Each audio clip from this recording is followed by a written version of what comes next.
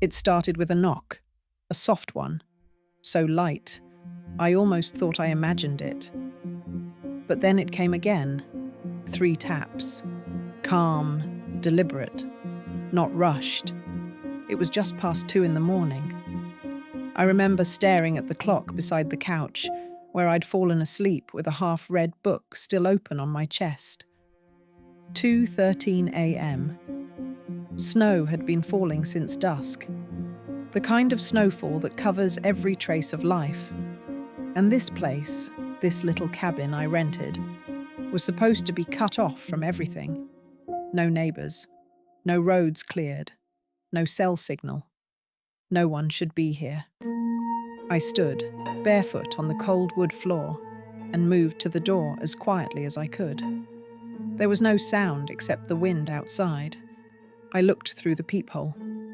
Nothing, just black trees and white snow, not a single set of footprints. Still, I locked the door, more from instinct than fear, and I told myself it was probably a tree branch, maybe the wind. Then came the second knock, not on the door this time, on the back window. It was louder, closer. I turned slowly.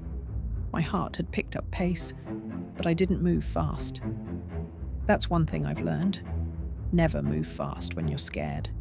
It tells whatever's watching that it worked.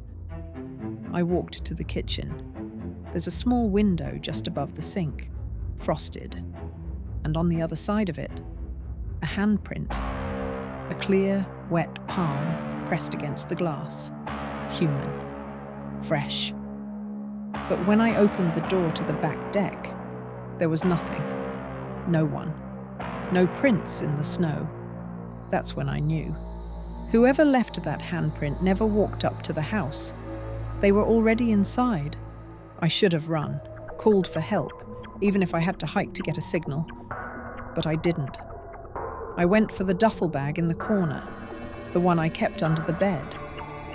Inside it was a revolver, 6 bullets, safety on. I hadn't fired it in years, but I knew it would still work. And then I heard the floorboards creak above me. I froze.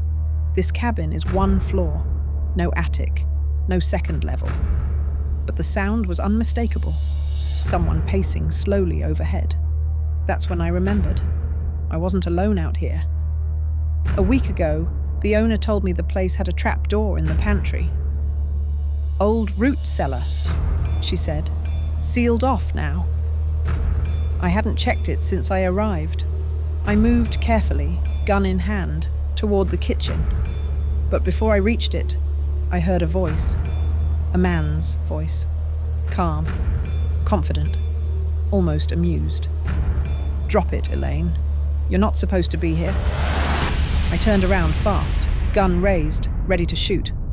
But the room was empty. And on the far wall, hanging above the fireplace, was a mirror. Not the one I remembered seeing before. This one was cracked down the middle and reflected something behind me that didn't make sense. My own reflection stood still, unmoving, even as I stepped forward. And then it smiled. I didn't.